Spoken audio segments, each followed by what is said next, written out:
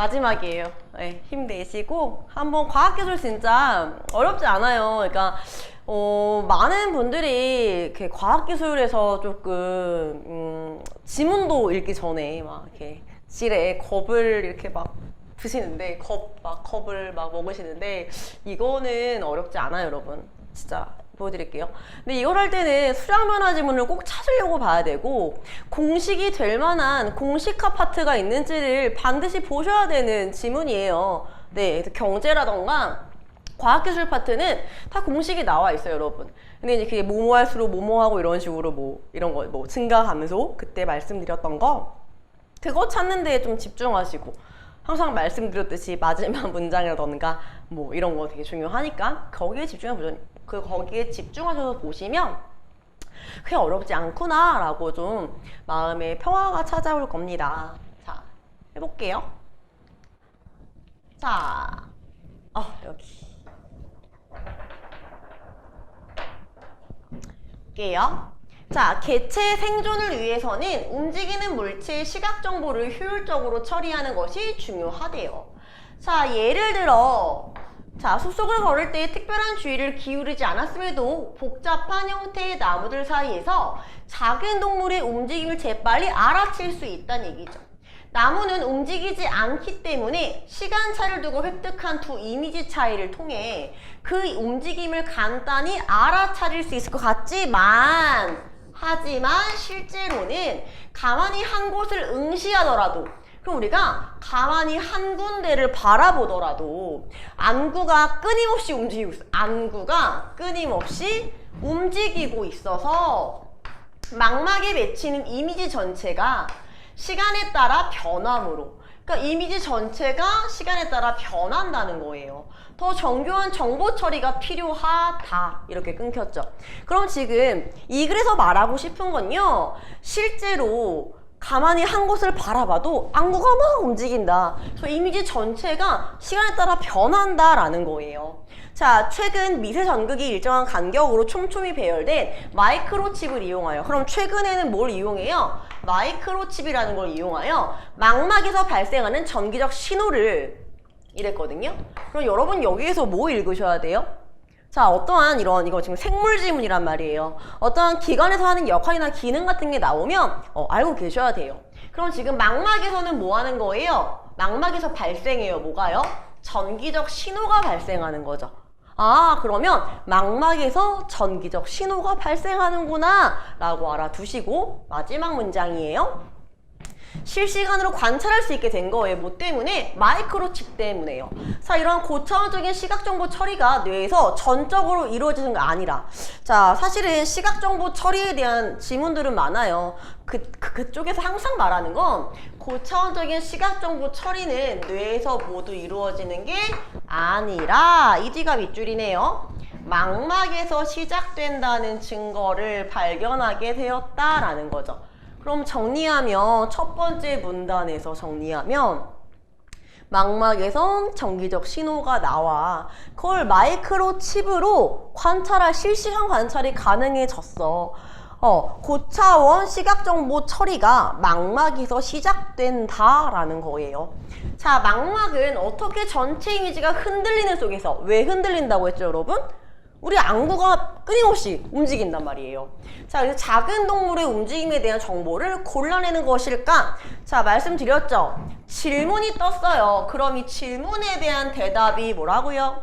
핵심이라고요. 그럼 지금부터는 망막은 어떻게 다 흔들리는데 얘네들의 움직임을 알아낼 수 있지? 이 얘기예요. 자, 지금도 그러면 과정이 나올 거란 얘기인데 자, 망막에는 빛에 반응하는 애가 광수용체 세포. 빛광자예요, 여러분. 받아들인다는 수. 빛을 받아들이는 거예요. 얘가 있고 일정한 영역에 분포한 여러 광수용체 세포에 한 개가 아니죠. 그죠? 여기에 연결되어서 최종 신호를 출력하는 신경절 세포. 그럼 망막을 구성하는 세포는 두 개.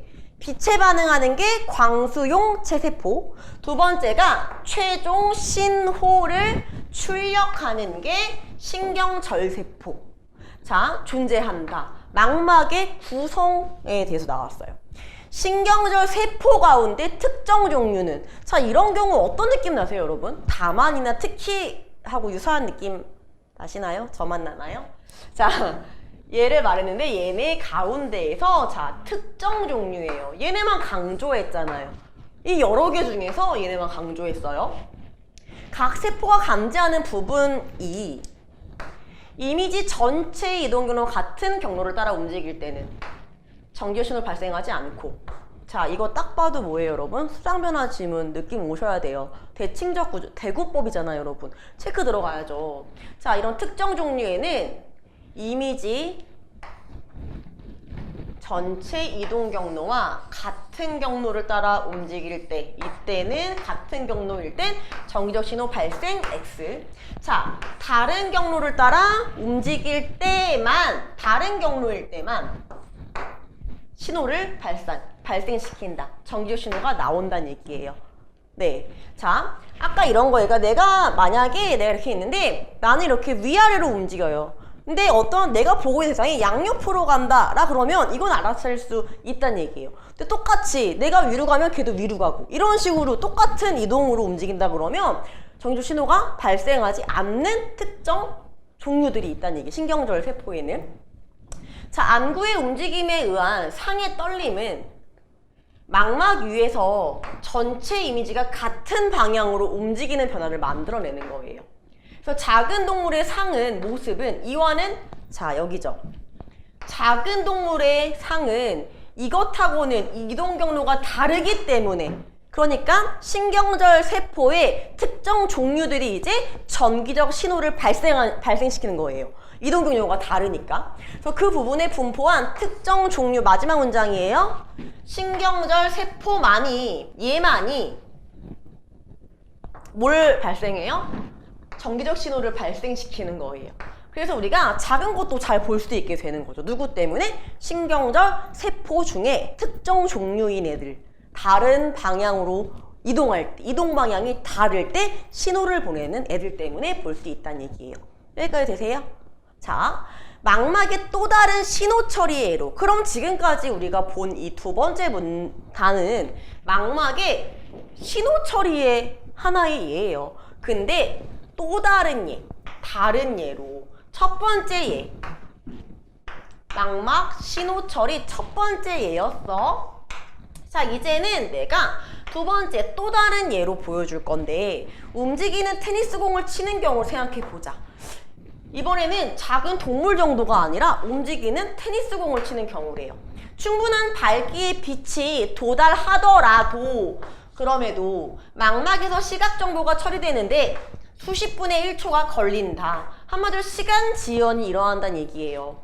자, 그러니까 빛이, 충분한 밝기의 빛이 있어도 망막에서 시각 정보 처리 시간이 걸린다라는 거죠.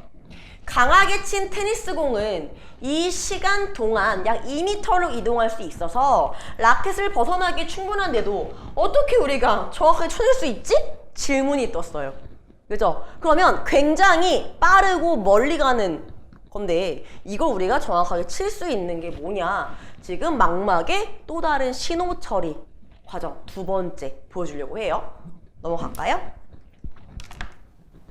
자, 이를 알아보기 위해 연구자들은 기억, 마이크로칩 위에 올려진 도룡뇽의 망막에 막대 모양의 상을 맺히게 하고 상의 밝기와 이동 속도 등을 변화시켜가며 망막에서 발생하는 신호, 전기적 신호를 측정하는 실험을 하게 된 거예요. 그럼 지금 상황 이거 지금 그림으로 나와 있죠, 여러분. 그럼 그 그림 가서 문제 푸실 때 다시 좀 정확하게 대응시키시면 되겠지만, 일단은 마이크로칩 위에 도룡뇽의 망막, 여기에다가 막대 모양의 상을 맺히게 한 다음에 밝기랑 이동 속도를 변화시켰어 라는 걸 말해주려고 한대요.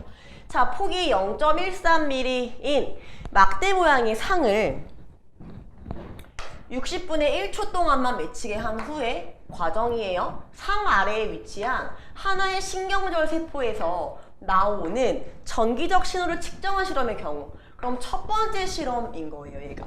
실험 1. 실험 1의 경우. 얘는 이동 속도 변화는 있나요? 없죠. 고정된 상태인 거예요. 자, 광수용체에서, 광수용체 뭐였어요, 여러분?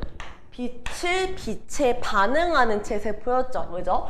여기에서 전기 신호가 발생을 해요.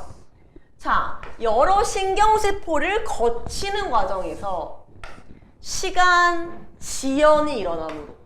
그러니까 광수용체에서 전기 신호가 발생했어요. 다른 방향으로 이제 이동하는데 관여하는 애들이 이제 다 거치는 과정에서 시간 지연이 일어난대요. 아까 앞에서 말했죠. 수십 초 분의 1 뭐 걸린다고 시간이. 상이 맺힌 순간부터 약 20분의 1초 후에 신경절 세포에서 신호가 발생하기 시작하여 약 20분의 1초 동안 지속되었다. 여러분, 제가 하나 물어볼게요. 20분의 1초랑 60분의 1초랑 누가 더 긴 시간이에요, 여러분? 당연히 20분의 1초가 더 긴 시간이죠. 이해되세요? 그러니까 60분의 1초를 이렇게 짧게 보여줬는데도 신경절 세포에서 신호가 발생하기 시작해서 또 20분의 1초 더 긴 시간 동안, 더 오랫동안 지속이 되었다라는 뜻이에요. 그죠? 자, 상을 일정 속도로 움직이며 상의 이동 경로에 위치한 여러 신경절 세포에서 발생하는 신호. 자, 이거 이제 어떤 경우예요? 두 번째 실험이에요. 그럼 이 두 번째 실험의 특징은 뭐죠? 일정 속도로 움직이며 이동 속도에 대한 걸 보려고 하는 거예요. 이동 속도 변화예요. 자, 실제 상이 도달한 위치보다 더 앞에 위치한, 이런 거 수량 변화 느낌 나셔야 돼요. 신경절 세포에서 신호가 발생하기 시작하는 거예요. 그러면 신호 발생 시작은 실제 상의 위치가 아니라 이보다 더 앞에 위치한 세포에서 발생을 시작하여, 자, 상의 모양의 앞쪽 경계와 같은 앞쪽 위치 또는 이보다 앞선 위치에서 신호가, 자, 최대 최소 중요하다 그랬죠. 최대가 되었다. 마지막 문장이었고 지금 최대 수량 변화 있어요. 이해되세요? 네. 그러니까 통과할 때 가장 먼저 앞에 있는 데서 신호가 최대치가 되었다라는 거예요. 자, 개별 신경절 세포의 시간 지연에도 불구하고 상의 앞쪽 경계에서 최대가 되는 모양의 신호를 만들기 위해서는 이랬단 말이에요. 그럼 지금 이거 몇 번 방금 전에도 얘기했죠. 또 말합니다. 중요하다는 얘기예요. 상의 앞쪽 경계에서 최대가 되는 모양의 신호가 나온대. 이걸 만들기 위해서는요, 특별한 기제가 필요하대요. 자, 이 특별한 기제에 대해 설명하겠네요. 자, 첫째, 신경절 세포 반응의 시간 의존성이래요. 즉, 밝기가 변화한 직후예요. 신경절 세포의 출력 신호가, 자, 신경절 세포의 출력 신호가 최대가 되고 가장 커지고 이후 점차 작아진대요. 그러니까 반응 딱 받았을 때 최대되고 바로 떨어뜨린다는 얘기죠. 자, 둘째, 신경절 세포 신호 증폭률의 동적 조절이래요. 자, 즉 물체가 이동할 때 신경절 세포는 물체의 이동 방향으로 가장 먼저 자극되는 광수용체의 신호. 그러면 이동 방향에서 가장 첫 번째로 자극되는 빛을 받아들이는 애의 신호를, 자, 크게 증폭시켜요. 받아들이고 곧바로 증폭률을 뭐 하는 거예요? 떨어뜨린다는 얘기인 거예요. 한마디로 증폭률의 변화라는 건, 자, 여기서 딱 닿았을 때 가장 먼저 되는 최대치 바로 떨어지고 이런 식이란 얘기죠. 그죠? 자, 그래서 신호 세기를 줄여버린다. 수량 변화 지금 막 떠 있어요. 자, 상의 이동 경로에 위치한 신경절 세포들에서 각각 이러한 기제에 따라 발생한 신호들이 합쳐져서 만들어지는 출력 신호는 그 형태가 마지막 또 나옵니다. 상의 앞쪽 경계면 또는 그보다 앞선 지점에 대응하는 위치에서 그 세기가 최대가 되는 비대칭적인 모양이 된다. 그래서 뒤에 이제 가보시면 비대칭적인 모양으로 되어 있을 거예요. 자, 마지막 문단 가볼까요? 물체와 주변의 밝기 차이가 작거나 또는 속력이 너무 커서 증폭률 변화가 물체의 이동 속도에 맞추어 재빨리 이루어지지 못하면, 그러면 이 경우는 좋은 거예요, 안 좋은 거예요? 밝기 차이가 작거나 속력이 너무 크면 증폭력 변화가 재빨리 이루어지지 못한다는 얘기는 느리다라는 걸 의미하는 거죠. 이해되세요? 자, 이 얘기는 공식이 뜨는데 밝기 차이가 크거나 아니면 속력이 뭐 적당하다 그러면 이런 경우에는 증폭률 변화가 바로 변화한다는 걸 알 수 있고요. 자, 반면에 밝기 차이가 너무 작거나 속력이 너무 빠르면 이 얘기는 증폭률 변화가 바로 일어나지 않고 당연히 느리게 일어난다라는 걸 말해요. 자, 이런 기제가, 두 가지 기제가 작동하지 못해서 시간 지연에 대한 보상이 잘 이루어지지 않는다는 거예요. 못 보는 거죠, 여러분. 그러니까 테니스공 이런 상황이라면 못 치는 거예요. 속력이 너무 크다 그러면. 자, 그래서 마지막 문장이에요. 어두울수록, 그리고 테니스공이 빠르게 움직일수록 수량 변하죠. 그럼 이거 뭐예요? 속력이 빠를수록이에요. 근데 밝기 차이가 너무 작아서 어둡게만 보일 때 정확하게 맞히기 어려운 이유가 여기에 있다란 얘기예요. 증폭률이 바로바로 작동하지 않아서 변화가 이루어지지 않아서 최대치 때린 다음에 바로 내려야 되는데 그게 잘 이루어지지 않기 때문에 이런 현상이 발생한다라는 거거든요. 자, 문제 볼까요? 기억하시죠? 자, 해볼게요. 자, 내용일치 문제 여러분. 네, 쉽겠죠? 일치하는 거예요. 신경절 세포는 광수용체에서 발생한 전기적 신호를 원래 출력한 틀렸죠? 원래 색이 아니고 광수용체에서 출력한 신호를 최대로 증폭시켜서 신호색을 떨어뜨리는 거죠. 원래 색이 아니고 증폭시킨 다음에 출력해내는 거라서 1번 틀렸고요.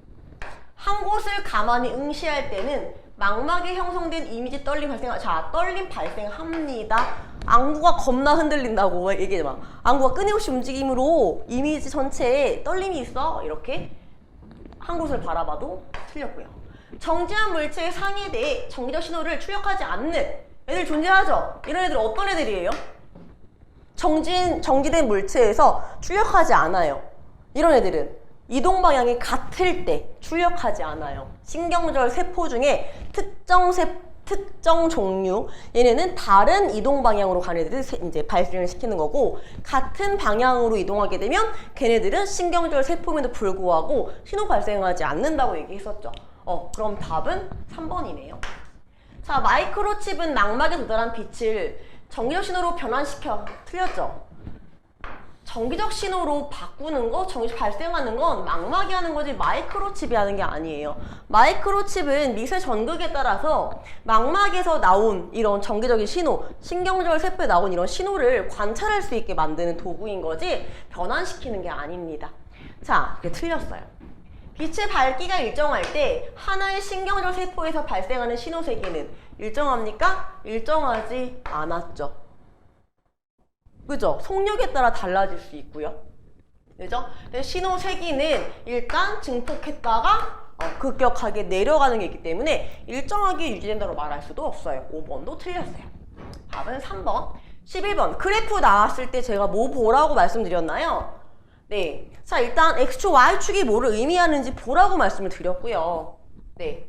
아, Y축 신호색이구나. 아, 망막에서의 위치네 하고 막대의 상이 여기 있고 왼쪽 대 오른쪽. 자, 이추로 이쪽에 망막에서의 빛의 밝기가 크다라는 걸 의미하네요. 그죠?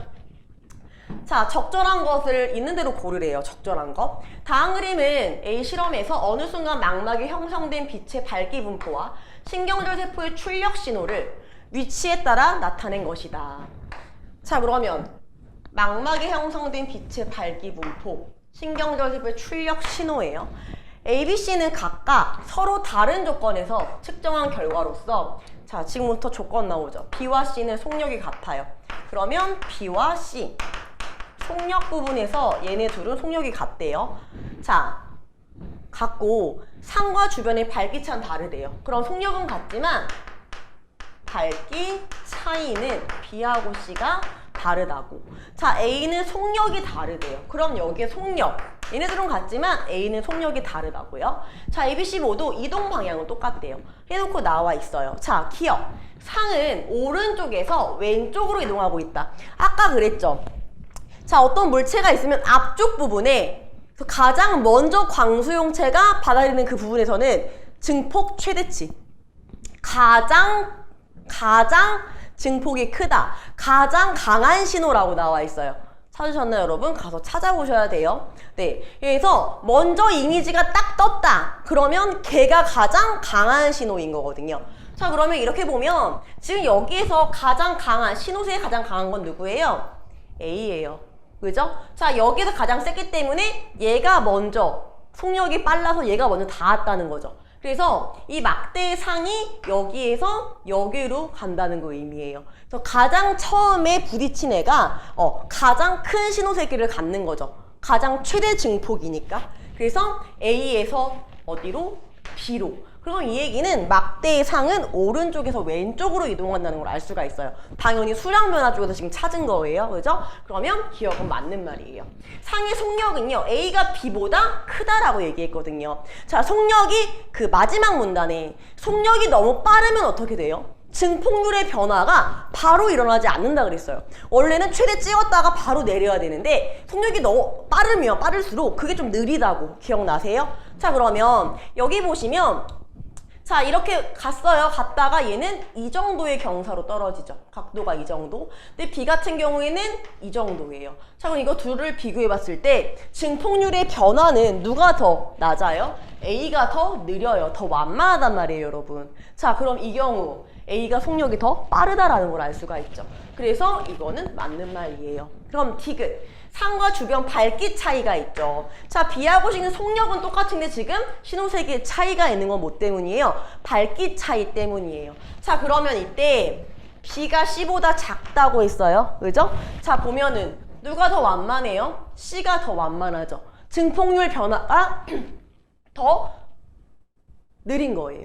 그쵸? 완만하니까. B는 C에 비해서는 증폭률 변화가 거의 바로 일어나죠. 이 얘기는 밝기 차이가 C가 더 작다라는 거예요. 차이가 작기 때문에 증폭률 변화가 바로 일어나지 않는다. 느리다. 그래서 C는 디귿은 틀렸어요. 그럼 답 몇 번? 4번. 어때요? 되게 쉽죠? 지금 마지막 문단에 있던 거, 그 다음에 그 전에서 과정 나왔을 때 우리가 그 수량 변화로 찾았던 거, 그거 딱 두 개 갖다 푸시는 거예요, 여러분.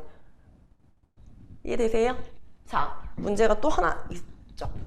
네, 12번 볼게요. 자, 12번. 윗글 바탕으로 도룡용이 파리를 응시하는 상황을 이해한 것으로 가장 적절한 거, 맞는 거 고르래요. 자, 1번. 날아가는 파리가 속력을 줄여요. 그러면 상이 맺힌 위치에 개별 신경절 세포에서의 시간 지연은 감소한다. 자, 속력을 줄였을 때 시간 지연이 감소한다. 이 말 나와 있어요? 이 말 지문에 없어요. 자, 또 하나. 속력을 줄이든 어떻든 간에 움직이는 거잖아요. 한마디로 시간 지연은 똑같이 신경절 세포를 거칠 거 아니에요. 그래서 속력이 감소했을 때 시간 지연이 감소한다? 이걸 저희가 찾을 수 있는 증거는 없어요. 1번은 틀린 거고. 아래 위로 천천히 움직이는 물체예요. 여기 안에 도룡용은. 그럼 지금 얘는 위아래로 움직이는 거예요. 이동 방향이. 그쵸? 자, 이제 수평으로 날아가는 파리. 이렇게 날아가는 파리의 움직임을 알아채지 못한다? 알아챌 수 있다라는 거죠. 뭐 때문에요? 신경절 세포 중에는 특정 부류들이 있는데 걔네는 이렇게 다른 이동 방향을 가질 때 전기적 신호를 발생시켜서 우리가 작은 움직임을 파악할 수 있다라고 했기 때문에 움직임을 알아챕니다. 그래서 틀렸어요. 3번 배경이 밝고 파리색이 어두울수록 이 얘기 다시 바꿔볼까요? 밝기차가 클수록, 그죠? 상의 위치와 신경절 세포의 출력 신호가 최대가 되는 위치 사이의 오차가 크다? 밝기차가 크면 오차는 작겠죠. 바로바로 뭐가 일어나니까요. 밝기차가 크다는 거. 증폭률 변화가. 증폭률 변화가 그만큼 바로바로 적용된다는 뜻이기 때문에 시간 지연에 대한 보상이 있다는 얘기예요. 오차는 줄어들게 돼서 3번도 틀려요. 망막에 맺힌 날아가는 파리의 상에서 머리부에 발생하는 신호의 증폭률은 몸통부에 발생하는 증폭률보다 작다, 크죠? 이유는요, 여러분 찾으셨어요? 처음에 광수용체에서 받아들이는 가장 처음은 가장 최대치예요. 세기가 가장 최대. 처음에. 그럼 파리 그려봤어요, 저. 파리가 이렇게 있어요.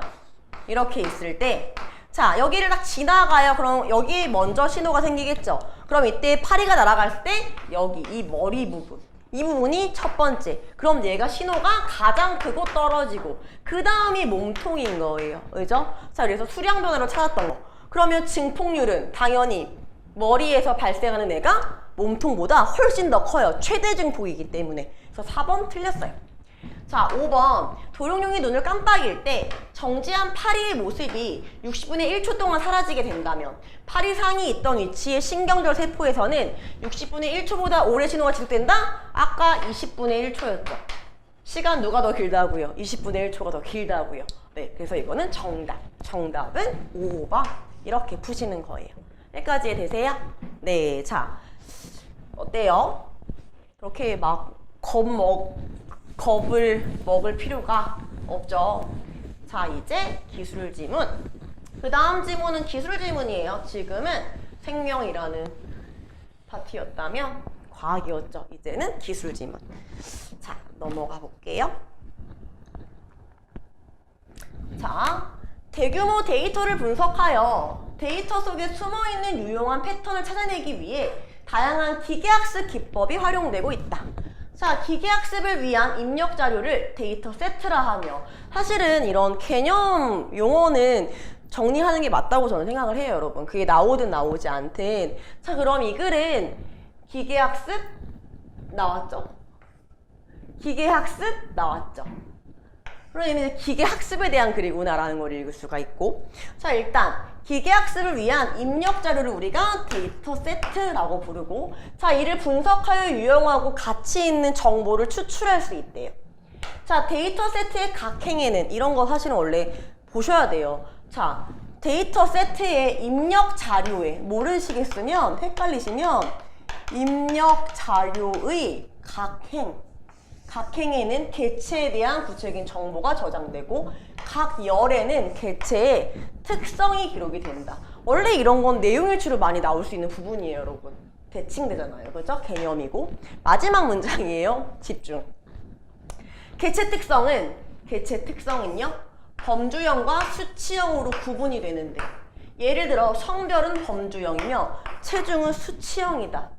자, 이 얘기는 뭐죠, 여러분? 개체 특성을 나타내는 건 두 가지래요. 자, 이걸 어떻게 정리해야 될까요, 여러분? 수치가 뭐예요, 여러분? 구체적 수치. 숫자예요. 한마디로 성별은 숫자 안 된다는 거예요. 그죠? 하지만 몸무게는 숫자 된다는 거죠. 이해되세요? 그러니까 개체 특징은 범주형, 숫자로 표현이 안 되는 애들도 있고 숫자로 표현이 되는 수치형도 있어. 이렇게 두 가지로 분류를 해준 거예요. 여기까지 되세요? 그 다음 문장 갈게요. 기계학습 기법의 하나인 클러스터링은 데이터의 특성에 따라 유사한 개체들을 묶는 기법이래요. 자, 그러면 데이터 특성에 따라, 개체 특성에 따라 비슷한 애들을 묶는데요. 자, 그러면 지금 클러스터링에 대한 거겠구나 라는 걸 알 수 있고, 정의잖아요, 정의. 정의가 뜨면 핵심 개념이다. 클러스터링은 분할법과 계층법으로 나뉘는데, 그럼 지금부터 첫 번째 클러스터링, 두 번째 클러스터링. 두 가지 방법이 있어. 하나씩 얘기해 주겠죠, 그죠? 이 둘은 모두 공통점이에요, 여러분. 거리 개념에 기초하고 있대요. 자, 가장 많이 수량 변화에 사용되는 거리 개념은 기하학적 거리. 물리적 공간적 거리죠. 자, 두 개체 사이의 거리는 n차원으로 표현된 공간에서 두 개체를 점선으로 표시할 때, 자, 그러면 두 개체 사이의 거리는 이꼬르 두 점 사이의 직선거리다. 거리를 계산할 때 특성들의 단위가 서로 다른 경우가 많은데, 자, 특성 단위가 서로 다른 경우. 어떤 경우요? 범주형도 있고 수치형도 있고 이렇게 단위가 다른 경우가 많은데, 이건 사실은 많이 나와요, 여러분. 기술 지문에서. 일단은 데이터 처리에서. 자, 이런 경우에 서로 다른 경우에 특성 값을 정규화할 필요가 있대요. 자, 예를 들어 특정 과목의 학점과 출석 횟수를 기준으로 학생들을 묶을 경우 두 특성의 단위가 달라요. 두 특성 값을 모두 0과 1 사이의 값으로 정규화하여 클러스터링을 수행한다. 자, 또한 플러스 범주형 특성에 거리 개념을 적용하려면 이를 수치형으로 변환해야 한다. 그러면 범주형 특성, 수치형 특성으로 변환하는 것도 정규화가 되겠네요, 여러분. 그죠? 단위가 달라서 정규화하는 것도 있고, 그 다음에 이렇게 특성이 다른 것도 정규화 시켜야 된다라는 거네요. 마지막 문장 읽었어요. 분할법은, 자, 이제 뭐에 대한 거 첫 번째 설명해 주겠대요. 분할법은 전체 데이터 개체를 사전에 정한 개수의 클러스터로 구분하는 기법으로. 자, 그럼 분할법이란 전체 데이터의 개체를 미리 정한 개수의 클러스터로 구분하는 기법으로, 모든 개체는요 생성된 클러스터 가운데 어느 하나에 속한다는 얘기예요. 그러면 모든 개체는 클러스터에 들어가 있다는 얘기죠. 그림 1에서 B는 A에서 제시된 개체들을 분할법을 통해 3개의 클러스터로 묶은 예다. 분할법에서는 클러스터에 속한 개체들의 좌표 평균을 계산하여 클러스터 중심점을 구한대요. 고전 분할법인 K-민즈 클러스터링에 대해서 거리 개념과 중심점에 기반하여 다음과 같은 과정으로 알고리즘이 진행된다. 이렇게 나와 있어요. 그러면 이거 보실 때 여러분 무조건 거기 그림 가 보셔야 돼요. 지금은 그림을 연결할 수가 없어가지고 이랬는데, 항상 거긴 한눈에 볼 수 있잖아요. 이 설명해주는 걸 그림으로 이해하셔야 풀어요. 기술 같은 경우에는 그림 따로 제끼고 설명 따로 보시면 이해 잘 안 돼요. 자, 그러면은 여러분은 이제 그림이 있으시죠? 자, 사전에 미리 K개죠. K개로 정한 클러스터 중심점을 이미 위치에 배치한다는 얘기가 뭐예요? 랜덤 배정한다는 얘기. 위치는 랜덤 배정. 아무데나. 초기화. 이게 첫 번째 단계인 거예요. 자, 두 번째 단계. 각 개체에 대해 K개의 중심점과의 거리를 계산한 후에 가장 수량 변화에 가까운 중심점에 해당 개체를 배정하여 클러스터를 구성한다. 이랬어요. 그죠? 자, 세 번째, 클러스터별로 그에 속한 개체들의 좌표 평균을 계산하여 클러스터의 중심점을 다시 구한대요. 자, 그러면 여기 아마 A가 있었죠. 이렇게 A, B 옮겨갔을 때 보시면, 자, A에 뭐 플러스돼 있고 이만큼 있는 애들 묶인 거고, 플러스돼 있고 이만큼 묶인 거고, 그 다음에 플러스돼서 이만큼 이렇게 묶인 거. 그래서 이게 지금 B로 이렇게 나와 있죠. 묶이기 전에 이렇게 퍼져 있는 게 아마 A일 거예요. 그쵸? 자, 그러면 이렇게 랜덤 배정을 막 해놓은 거예요, 개체들을. 그 다음에 두 번째는 중심점과의 거리를 계산, 개체에다가 이 중심점과의 거리를 계산한 뒤에 가장 가까운 중심점에 해당 개체를 배정해서 클러스터를 구성을 한 거예요. 그래서 이 개체하고 이 개체하고 굉장히 가까이 있음에도 불구하고 가장 가까운 좌표 평균, 거리 계산했을 때 얘는 이 중심점에 가깝고 얘는 이 중심점에 가깝기 때문에 다른 클러스터로 구성이 되었다라는 걸 아실 수 있어요.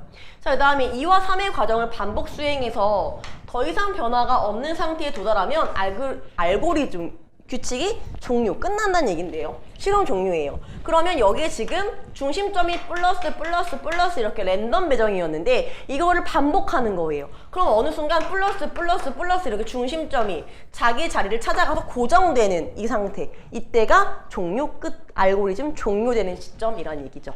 고정될 수 있다는 거네요. 여기까지 되세요? 자, 뒤에 그림이 나와 있겠죠? 자, 이거를 이제 다시 한번 할 수 있겠는데요, 여러분?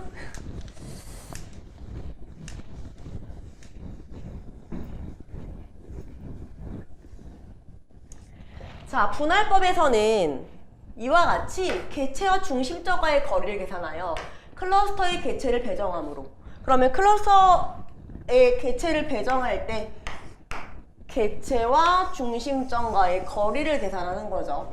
두 개체가 인접 가까이 있더라도 가장 가까운 수량 변화의 중심점이 서로 다르면 두 개가 다른 클러스터에 배정된다. 마지막 문장이고 수량 변화 있고요.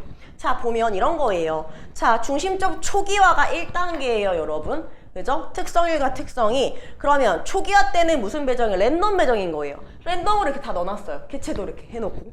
자, 그 다음에 이제 중심점 이렇게 거리를 계산을 하는 거죠. 그죠? 자, 이렇게 했을 때 클러스터 A 이만큼인 거예요. 뭐 클러스터 B 이만큼인 거고 이렇게. 그래서 이걸 이렇게 구해서 반복시키면 분할법 최종 결과예요. 알고리즘 종료됐죠? 그럼 여기에서 뭔 거예요? 고정이 돼 있다는 얘기인 거예요. 좌표 평균으로 다시 구한 거겠죠. 이게 반복 수행된 거. 이게 바로 이렇게 됐다는 얘기죠. 그럼 클러스터 3개의 모든 개체가 다 하나씩은 들어가 있는 이런 상황. 이해되세요? 네. 자, 그 다음에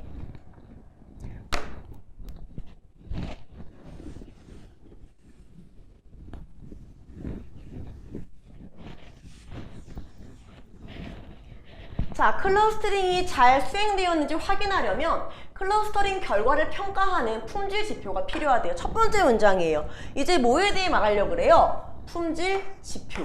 얘는 뭐 하는 건데요? 결과를 평가하는 건데 K-민즈 클러스터링의 경우 지금 우리가 본 게 K-민즈 클러스터링이었어요. 그죠? 품질 지표는 개체와 그 개체가 해당하는 클러스터의 중심점 간 거리 평균이다. 아까 나왔죠? 그러면 여기 경우 품질 지표는 이꼬르 개체와 클러스터 중심점 간 거리 평균. 이게 지금 품질 지표래요. 평가 기준이 쉽게 말해. 자, K-민즈 클러스터링에서 K가 중심점이죠. 정해졌을 때 개체와 해당 중심점 간의 거리 평균을 최소화하는. 자, 그러면 K가 정해졌을 때 개체와 중심점 간의 거리 평균이 최소화가 수량 변화잖아요. 최소화하는 전체 최적화는 최적의 조건이란 얘기죠. 가장 좋은 거. 자, 근데 얘는 확정적으로 보장되지 않는다고 했어요. 그러면 K-민즈 클러스터링을 했어요. 그래서 품질 지표를 이용해가지고 우리가 이게 잘 된 건지 평가를 하려고 하는데, 자, 그러면 이때 품질 지표는 개체하고 중심점 간의 거리 평균이거든요. 그죠? 자, 그래서 이 클러스터링에서 중심점이 정해졌을 때 개체와 중심점 간의 거리 평균이 최소화되는 게 전체 최적화거든요. 가장 좋은 결과인 거예요. 근데 이게 확정적으로 보장되진 않는데요. 안 나올 수도 있다는 얘기죠. 자, 알고리즘의 첫 번째 단계인 초기화 기억나세요? 랜덤 배정한다는 거. 어떻게 하느냐에 따라 클러스터링 결과가 달라질 수 있대요. 한마디로 초기 랜덤 배정에 따라서 결과가 달라질 수 있고 경우에 따라 좋은 결과를 찾는데 실패할 수도 있다는 얘기예요. 그러니까 좋은 결과가 없을 수도 있다는 거죠. 전체 최적화가 안 나올 수도 있다는 거예요. 따라서 전체 최적화를 얻을 확률을 높이기 위해 확률을 높이기 위해 서로 다른 초기화를 시작으로 클러스터링을 알고리즘 여러 번 수행한다면 이렇게 나온 결과 중에 좋은 애를 찾는 방법이 흔히 사용된대요. 한마디로 이 전체 최적해는 한 번에 딱 구해지는 게 아니란 얘기예요. 그래서 처음에 초기화가 결과를 다르게 할 수 있기 때문에 초기화를 똑같이 시작하는 게 아니라 랜덤 배정을 할 때 여러 개 서로 다른 초기화들에서 시작해서 알고리즘을 계속 여러 번 반복 수행해서 나온 결과 중에서 아, 얘가 전체 최적해구나 이렇게 찾는 방법이 흔히 쓰인대요. 자, 그런데 K-민즈 클러스터링 알고리즘에 한 가지 문제점이 있대요. 이거는 클러스터의 개수인 K를 클러스터의 개수인 K를 미리 정해야 한다는 거. 아까 말했죠. 사전에 정해진 K개라고 나와요. 자, K가 수량 변화 여러분 중요해요. 커질수록 각 개체와 해당 중심점 간의 거리 평균은 감소한다. 자, 그럼 여기 공식 못 뜨나요, 여러분? K개 증가한다는 얘기는 클러스터 개수가 증가할수록 평균, 거리 평균이 줄어든다는 얘기는 전체 최적해, 품질 지표가 높아진다는 얘기죠. 그래서 전체 최적해에 가까워진다는 말이네요. 자, 극단적으로 모든 개체를 클러스터로 구분할 경우에, 극단적인 경우에요. 모든 걸 다 구분할 경우. 개체가 곧, 개체는 이꼬르 중심점이 되기 때문에 이들 사이의 거리 평균값은 0으로 최소화가 되지만, 그럼 아까 원했던 상황이에요. 개체와 중심점 간의 거리 평균값이 뭐예요? 이게 잘 되었나? 평가를 하는 품질 지표잖아요. 그쵸? 근데 품질 지표가 0으로 최소화가 될 수 있어요. 이걸 최소화시키는 게 목적이었잖아요. 그죠? 최소화하는 게 중요했었잖아요. 여기. 이게 전체 최적해니까 이걸 구해야 되니까 이렇게 되지만, 그렇지만 클러스터링의 목적에 일치하는 유용한 결과라고 보기는 어렵다는 얘기인 거예요. 그러니까는 전체 최적해는 찾았지만 클러스터링의 목적에 일치하는 결과는 아니라는 거죠.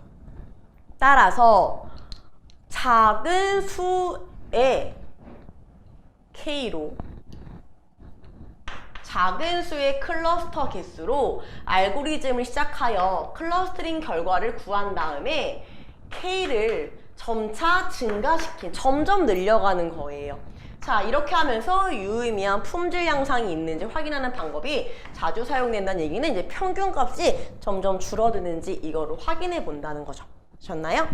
자, 그다음에 이제 다른 얘기예요. 지금까지 한 건 K-민즈 클러스터링 분할법에 대해서 배운 거고요. 자, 이번에는 한 편이라고 나오면 판 간다고요. 화제 전환. 그러니까 이제 다른 얘기 할 거야 이 얘기예요.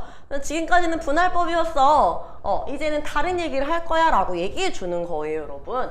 자, 한편 다른 얘기예요. 계층법은 아까 처음에 말했잖아요. 두 가지가 있다고. 계층법은 클러스터 개수를 사전에 미리 정하지 않아도 되는 장점이 있다. 첫 번째 문장이에요. 근데 이거 지금 대칭되죠. 뭐하고요? 분할법하고. 이렇게 두 가지가 나왔을 때는 공통점, 차이점을 좀 기억하고 계셔야 돼요, 여러분. 둘 다 클러스터링 기법이라는 건 공통이지만 차이점이 있어요. 분할법 같은 경우에는 사전에 미리 정했어야 됐지만 계층법은 사전에 정하지 않아도 된다는 거예요.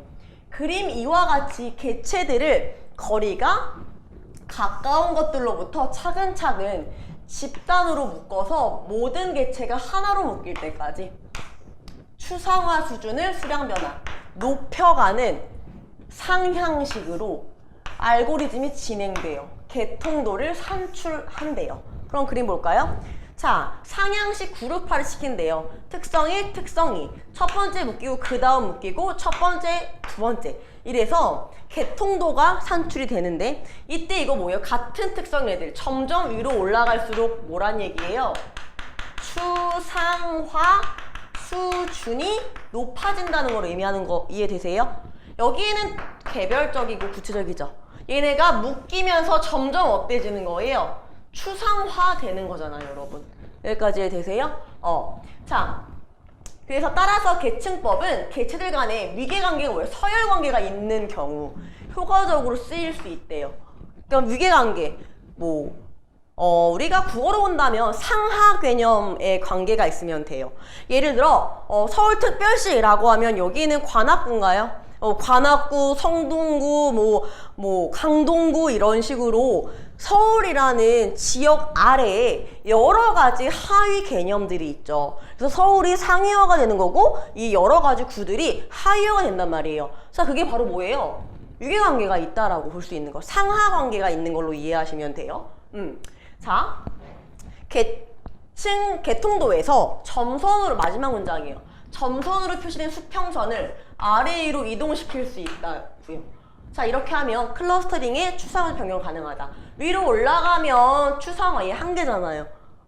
높은 거고 아래로 내려가면 많기 때문에 추상화 수준이 낮아진 거구나. 이 정도 읽으실 수 있죠. 자, 그러면 문제 한번 볼까요? 문제도 쉬운가? 쉬워요. 여러분 쉬워요. 쉽다고 생각하셔야지 긴장을 덜 하시게 될 거예요.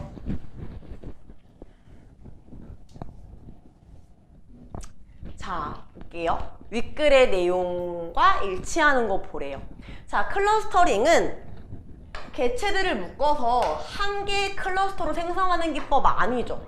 자, 일단 분할법만 해도 K개, 사전에 K개예요, 여러분. 계층법도 마찬가지잖아요. 한 개의 클러스터 아니잖아요. 우리가 본 예시만 해도 기본 3개였잖아요. 틀렸죠? 내용 글씨 틀렸어요.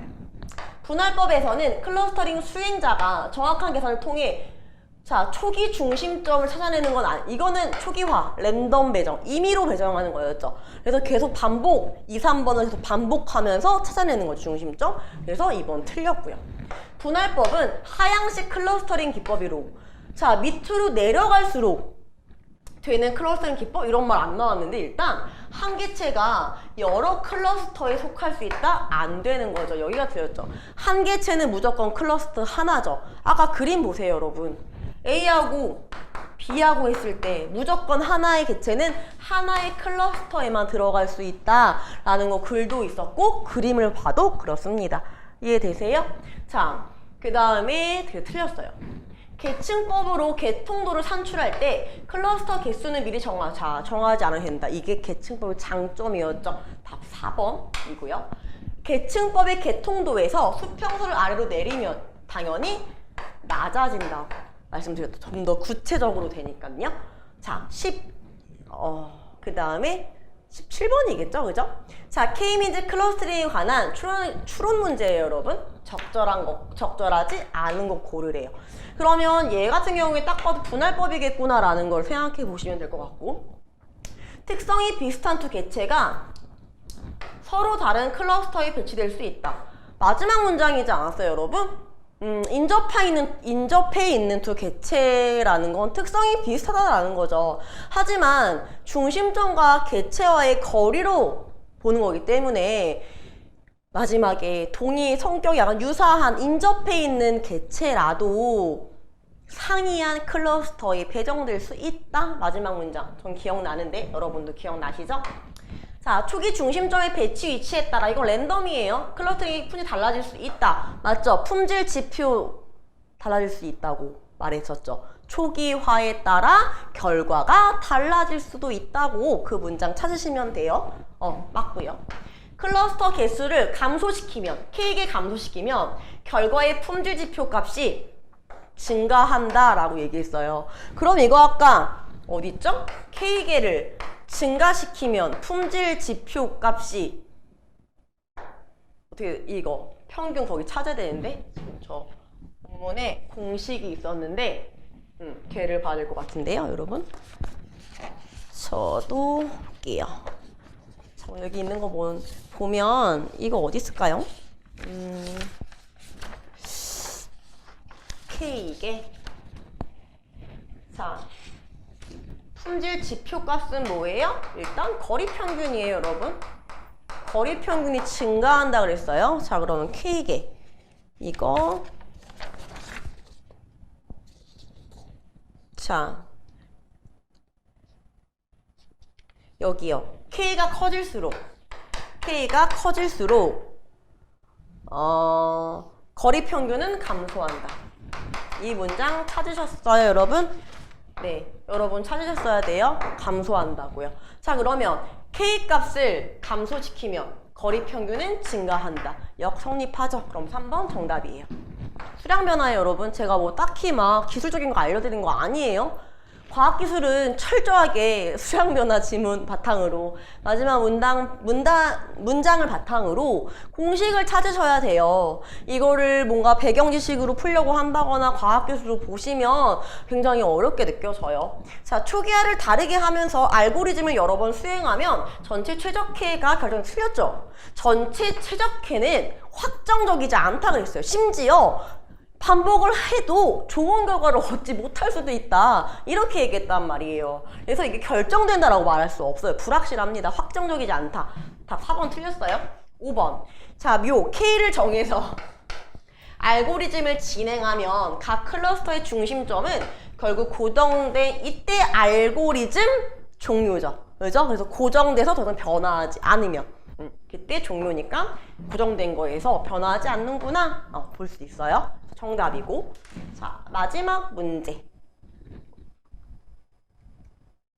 네.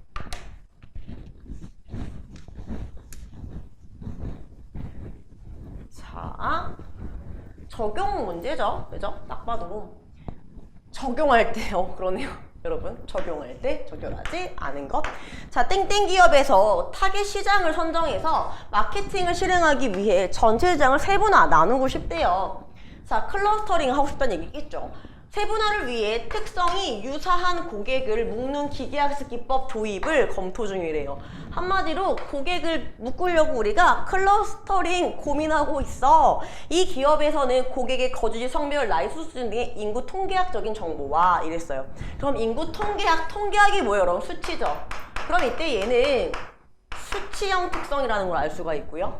라이프 스타일에 관한 정보를 보유한다. 자, 이런 경우는 수치로 표현할 수 없잖아요. 그쵸? 자, 이런 경우는 그럼 뭐가 되는 거예요? 범주형 특성이 되는 거예요. 여러분, 제가 이렇게 쓴 것처럼 기억나셔야 글 제대로 읽으신 거예요. 저 항상 얘기하지만 보기를 읽었을 때 이렇게 적용되는 문제를 봤을 때 내가 이 지문을 잘 이해했다, 한 번에 오케이 했으면 이거 이렇게 쓰실 수 있어야 돼요. 떠올리셔야 돼요. 그게 판단하는 기준 중에 하나예요, 여러분. 1번 볼까요? 고객 정보에는 수치형이 아닌 것도 있어서 여기도 있죠. 스타일 1억. 특성 유형 변환이 오된다. 이거 정교화 필요하다고 기억나세요? 1번은 맞는 말이고요. 고객 특성은 세분화 과정을 통해 개통도로 표현 가능하므로 계층법이 효과적이다. 계층법은 어떨 때 효과적이었어요? 특성 간의 위계관계가 있을 때죠. 아까 뭐 예를 들면 성별, 그럼 여기에 뭐 있어요? 남녀, 뭐 나이, 뭐 10대, 20대, 뭐 30대, 수준, 뭐 상중하, 뭐 서울, 대구, 부산, 특구, 빠밤인데, 자, 서울, 대전, 뭐 대구 막 이런 식으로 뭐 서울시의 무슨 구 이렇게 위계적이죠, 여러분. 그래서 이것도 맞아요. 3번, K민즈 클러스터링 알고리즘을 실행하려면 세분화 시장의 개수를 먼저 정해야 된다. 자, 이거 지금 뭐 이용하려는 거예요? 분할법. 분할법은 K개를 사전에 미리 정해야 된다. 클러스터. 그게 얘네한텐 전체 시장의 세분화 맞겠네요. 나이와 소득 수준과 같이 단위가 다른 특성을 기준으로 시장을 세분화할 경우 정규화가 필요하다 이랬어요. 자, 이때 나이나 소득 수준 같이 세분화할 경우 정규화가 필요하다. 얘네는 어떤 특성이에요? 특성은 두 가지예요, 여러분. 특성은 범주화 아니면 수치형. 범주형 아니면 수치형. 근데 나이도 수치죠. 여기잖아요. 소득 수준도 수치죠. 둘 다 수치형이에요. 그렇기 때문에 이렇게 다른 특성을 가진 기준이 아니에요. 단위가 다른 특성. 수치형 특성이에요. 이 말이 수치형 특성, 범주형 특성이잖아요. 그래서 정교화가 필요하다. 이건 다른 특성이 아니라 특성은 같은 거예요. 이해되세요? 자, 그렇기 때문에 4번 틀렸고요.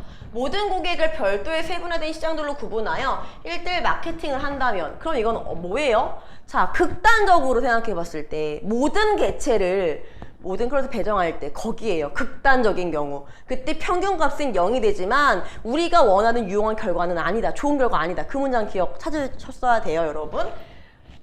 찾으셨죠? 자, 이런 경우에요. K민지 클러스틱의 품질 지표값은 0이다. 평균이 0이니까요. 품질 지표 0. 이렇게 됐다는 얘기예요. 하지만 좋은 결과는 아니었었죠. 그래서 5번은 맞는 말이 됩니다. 되셨나요, 여러분? 자, 이제 끝났죠? 네, 여기까지. 자, 제가 준비한 이거 지우고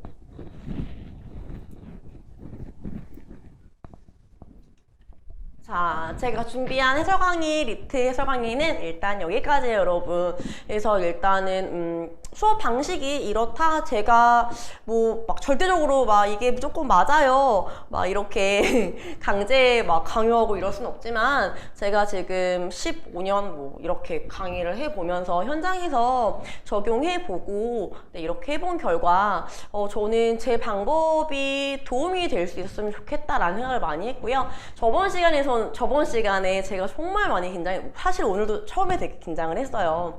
그래서 이렇게 말을 이렇게 잘 못했다라는 게 조금 아쉬웠는데 역시나 영상 보고 되게 속상했습니다, 여러분. 자, 오늘은 조금 덜 한가요? 네, 앞으로 이렇게 자주 영상을 촬영하게 되고 이렇게 설명을 하게 되면 좀 더 나아질 거라고 생각이 됩니다. 자, 여러분 힘드실 텐데 자, 힘내시고 화이팅 하시기 바래요. 감사합니다. 들어주셔서.